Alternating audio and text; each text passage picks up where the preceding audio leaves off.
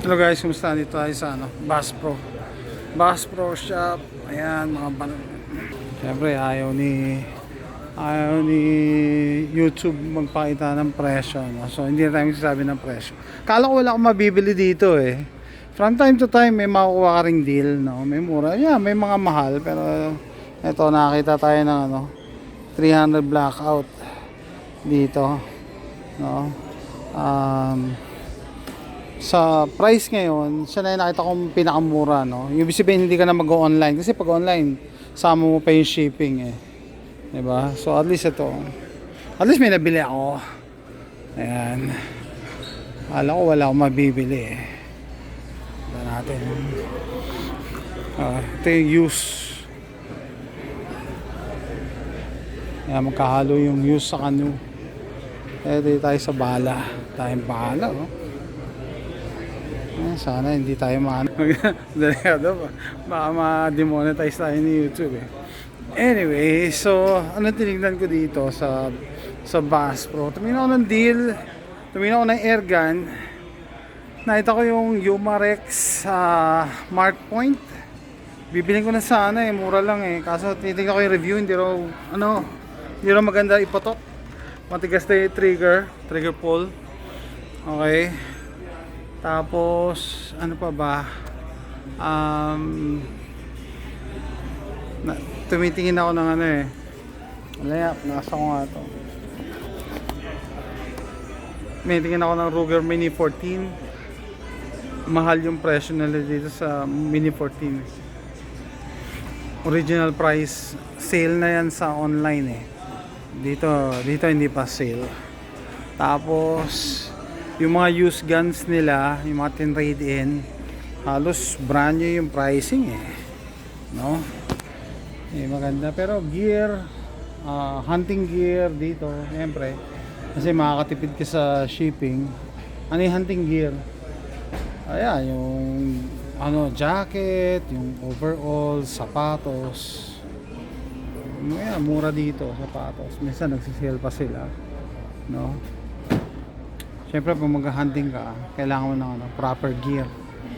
Diba? Hindi pwede yung naka-jeans ka. Diba? Hindi ganun. Okay? Tapos, pagka malamig pa yung panahon, kailangan naka-jacket ka. Na-camouflage. Sila dito na sapatos, sabi sa'yo. Tsaka, accessories, may mura din sila dito, eh. Ito sa gun safe. Patungan ng mga barrel, dehumidifier. Alam mo yan, pag may gun safe ka, para hindi kinakalawang yung Ay, sandali, nahirapan ako maghawak. Sabi ko, dalawa lang sana bibilin ko, kasi sayang, bihira ako makita ng ganitong price. Shoutout sa Armscore, 300 AAC blackout, 147 grains. So, yung 223, 556, 55 grains lang. Ganun ka hard hitting to. 300 AAC blackout as compared sa 223, 556. Papakita kasi gun case, Volt, pero hindi naman yan Volt, pangalan lang yan. Secured gun case lang yan. Gun buys. Yan, pag nag-aayos ka ng barrel, saka pag nag-zero ka, sled. Yan. Ito, wala pa akong ganito, eh, yung Bog Death Grip. Ito isa sa mga wishlist, ewan ko ba, ba't hindi ako bumibili. Siguro pag na ako, tuloy-tuloy yung hunting or long range shooting, kailangan ko yan. Ito mura lang, ano to? Kailangan mo backpack na mag-hunting ka, kahit papano. Snacks tsaka extra pamunas, battery.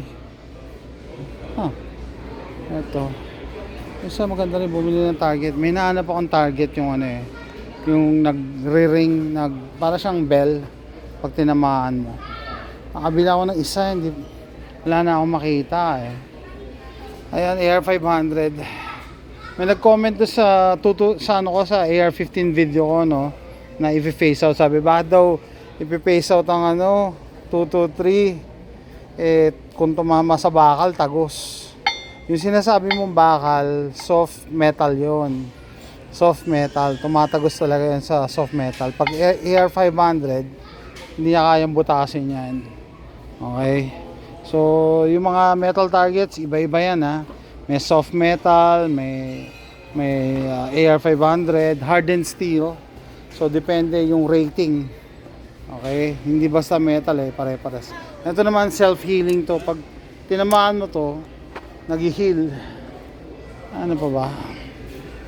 Ano pa ba?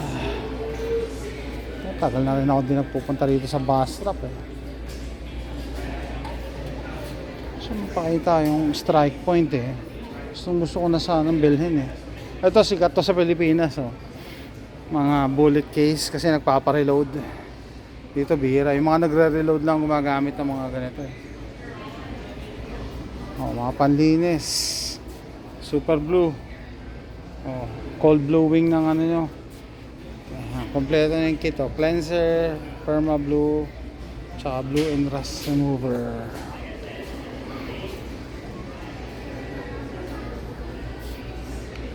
Tsaka ano, tumitingin din ako na ano eh. Regalo ko kay Doc Lawrence saka kay Paul. Yung hindi masisita sa airport. Delikado eh, pag gun related baka masita eh. Kay Charles meron na ako eh, sapatos. Doon lang sa dalawa wala. Ito siya sabi ko, mark point. Ano daw, long trigger point. May mumura sana eh. Kaso, ano yun. So, kompleto dito sa Bass Pro. Okay, wag na tayo doon sa barrel. Maano tayo ni YouTube eh. Oh, trail cam.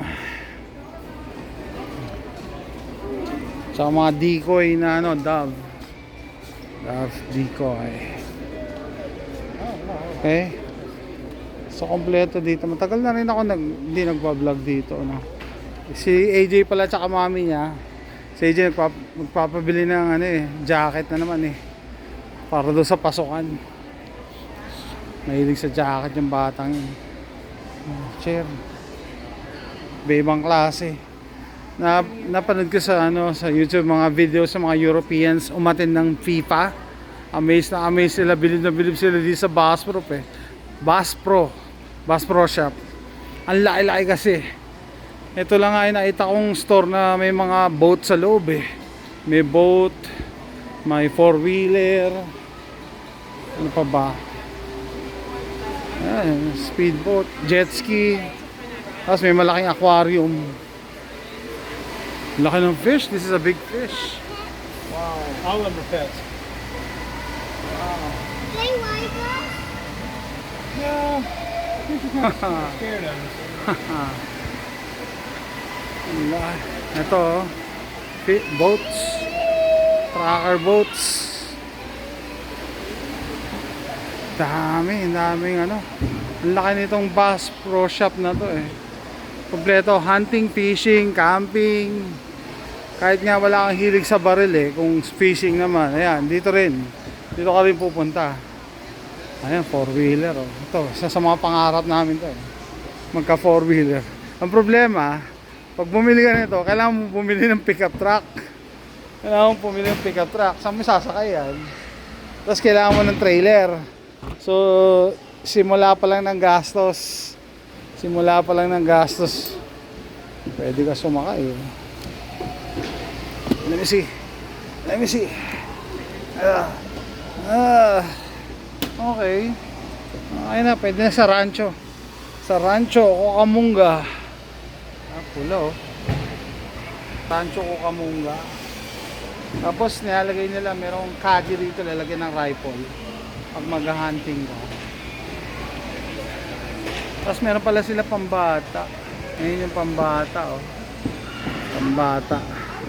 Ito yung pang matanda. Ayos eh.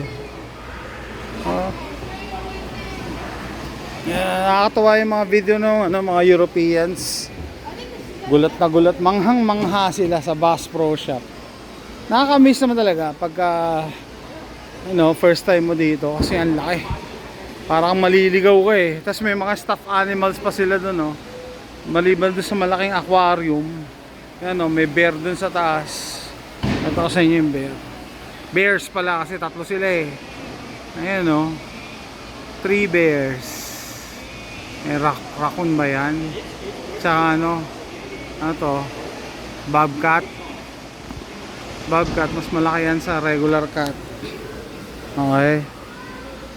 Ay. Damit. Outdoor na damit. Siyempre iba rin yung damit pang outdoor ha. Gusto mo yung moisture wicking, ano? Yung hindi pwede cotton kasi cotton madali mag-absorb ng ano eh, ng pawis eh. So ang daming options eh. So nakakatuwa nga yung perspective ng ano, mga Europeans, no? Ang dami daw ano, there's so much stuff to buy na pwede mong bilhin kasi may freedom ka eh. Hindi ka pinagbabawalan ng gobyerno na uy, bawal ka mag-hunting, bawal ka mag-fishing. Lahat bawal. Dito magagawa mo lahat. Syempre within reason, may regulations pa din. Hindi naman lahat, hindi naman may wolf oh. Ang kaling yung pagkakaano nito. No grown-ups allowed. Mapambata. Yeah, so yun gusto ko dito bilhin sa Bass Pro eh. Sombrero, clothes, sapatos. Kasi pag sale sila, sale. Talaga. Chinelas, yan, footwear, bag. Okay. Nakabili na ako dito ng ano eh, gun bag, range bag. Ganon. Sombrero, yun yan. Yeah, pag sale talaga eh. Alam ko na eh, pag sinama ko dito si Charles, hindi pa pala siya nakapunta dito. Sinama ko siya dito, manggigigilan naman siya sa ano, mga optics. Pinigilan ko siya last time, sabi ko, Charles, baka madali ka sa ano, sa immigration. Kahit kaya mong bilhin eh, yun eh. Kahit kaya niyang bilhin, delikado kasi yung gun laws nga. Okay? Ay, tumatawag si Mrs. Tapusin ko na yan, tapusin ko na yung nakita ko lang ano, Bass Pro, may nakakuha tayo. Kala ko 0 eh. May mabibili tayo, babayaran ko pa pala. Punta ko na sila AJ, tapos na yata sila mag-shopping. Yan. Okay guys, see you next time. Bye!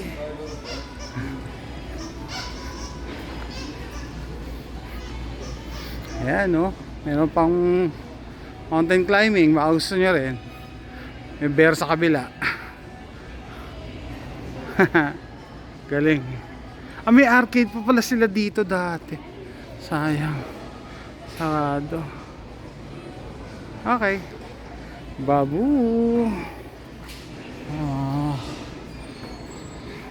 Hunting gear and clothes.